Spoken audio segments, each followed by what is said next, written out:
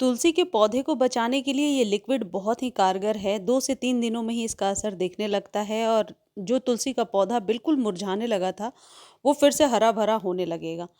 सर्दियों के बाद यदि आपने तुलसी को बचा लिया है, लेकिन अभी तक न्यू शूट्स नहीं आ रही हैं, पौधा रूखा बेजान-सा नज़र आ रहा है या फिर उसकी स्टेम अब सूखने लगी है, तो आप इस लिक्विड को डालकर अपने सूखते हुए तुलसी के पौधे को हरा-भरा कर सकते हैं। बहुत सस्ती सी चीज़ है, लेकिन खाद के साथ कुछ चीज़ें और हैं जो ज़रूरी होती हैं किसी भी पौधे को हरा-भरा रखने के लिए, वो भी आपको ध्यान रखना चाहिए। और स्प्रिंग का सीज़न यानी मार्च-अप्रैल का ऐसा सीज़न होता है जब मौसम अचानक चेंज होता है, तो ऐसे में जो हमारे डेलिकेट पौधे हैं, जो सर्दियों में भी डोरमेंट हो जाते हैं और गर्मियों में भी सूखने का खतरा होता है, तो मार्च-अप्रैल उनके लिए क्रूशियल टाइम है। आप कुछ लिक्विड, कुछ ऐसी खाद ज़रूर दें ताकि आपका पौधा आने वाले समय में भी गर्मी को भी सर्वाइव कर ले। टिप नंबर 1 और सबसे ज़रूरी चीज़, सर्दियों में हम तुलसी को बहुत कम पानी देते थे।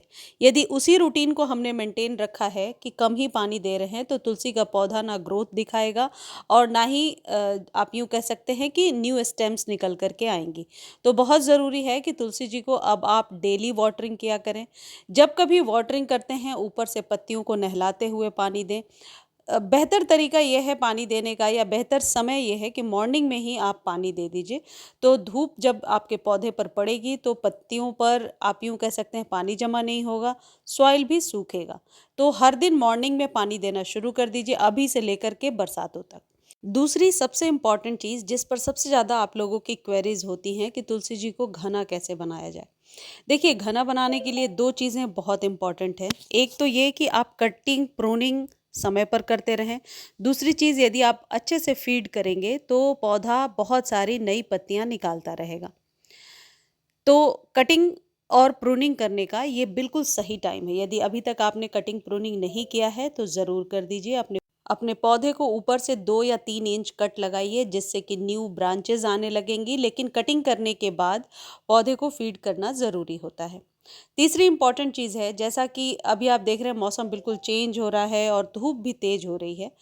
जहाँ भी आपने तुलसी जी का पौधा रखा है और आपको लगता है कि अनायास ही पत्तियाँ सूख रही हैं सब कुछ केयर करने के बाद, तो पौधे को सिर्फ मॉर्निंग की सनलाइट दीजिए। दोपहर की धूप से अभी से बचाना शुरू कर दीजिए। ये डिपेंड करता है लोकेलिटी पे, किस जगह पे आप रहते हैं और कितना सनलाइट आपके पौधे को मिल रहा है। चौथी इंपॉर्टेंट चीज़ ये है कि यदि बीजों से आप ग्रो करना चाहते हैं तो ये बिल्कुल सही टाइम है, तुलसी जी के पौधे को बीजों से ग्रो किया जा सकता है। यदि आपने सीड्स को बचा कर रखा होगा तो किसी भी नॉर्मल गार्डन सॉइल में सीड्स को ऊपर से बिछाइए। सॉइल भी थोड़ा सा ऊपर से डालिए, सीड्स को दबाना नहीं है और पानी दे दीजिए। पानी अच्छे से स्प्रे करते हुए दीजिए। शेड में रख दीजिए पौधे को और नमी बनाकर रखिए सॉइल में। आप देखेंगे 3 से 4 दिनों में न्यू जर्मिनेशन दिखने लगेगी। पांचवी इंपॉर्टेंट चीज़ है कि यदि इस तरीके से पत्तियों में छेद दिख रहा है, काले कीड़े का अटैक है या फिर पौधा फंगस का शिकार हो गया है, तो फिर आपको जो ये चीज़ मैं बता रही हूँ अभी, उसका इस्तेमाल कीजिए और हमेशा ही पूरे साल इस्तेमाल करना होता है। अगली इम्पॉर्टेंट चीज़ ये है कि यदि तुलसी जी के पौधे में बहुत सारी मंजरियाँ निकल आई हैं, तो मंजरियों को आप हटा दीजिए, उससे तुलसी जी की ग्रोथ रुक जाती है। और यदि आपने हटा दिया है तो फिर उसके बाद सिर्फ फीड करने का ही प्रोसेस रह गया है। तुलसी जी का पौधा यदि इस तरीके से पतली डंडी सा लंबा बेजान सा हो रहा है, तब भी पौधे को कटिंग प्रूनिंग करना ज़रूरी होता है, क्योंकि ऐसे वाले पौधे की लाइफ बहुत ही कम होती है। अगली एक इम्पॉर्टेंट चीज़ है जो आप ध्यान रखेंगे और वो है पिंचिंग। अपने तुलसी के पौधे पर आप पिंचिंग हर एक महीने किया करें। इससे जैसे ही ऊपर के 1 इंच के स्टेम को आप कट करके हटाते हैं, आप देखेंगे नीचे की पत्तियां ज़्यादा बड़ी बड़ी और चमकदार निकल करके आ रही हैं।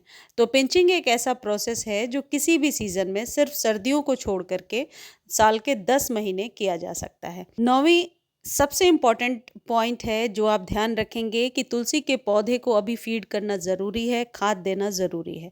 इस खाद को हर एक 15 दिनों पे रिपीट करना है। जैसा कि शुरू में मैंने आपको बताया, यदि आपका पौधा सूखा बेजान सा हो रहा है तो 7 दिनों पे और बाद में 15 दिनों पे। यदि आपका जो गमला है वो 8 से 12 इंच के बीच का है तो आप कम से कम 5 ग्राम मस्टर्ड केक फर्टिलाइज़र जिसे सरसों की खली कहते हैं। बहुत आसानी से आप इसे सरसों के दाने को पीस करके भी तैयार कर सकते हैं। मैंने कई बार आप लोगों को बताया भी है। 2 चम्मच के करीब पाउडर फॉर्म में आपको लेकर के रात भर पानी में भिगो कर रखना है।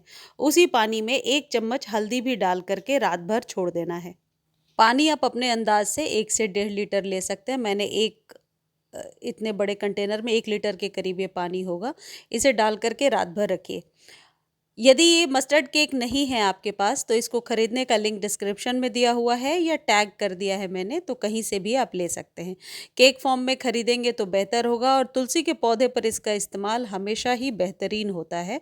बहुत सालों से मैंने इस्तेमाल करके देखा, इससे तुलसी जी बहुत हरी भरी घनी हो जाती हैं।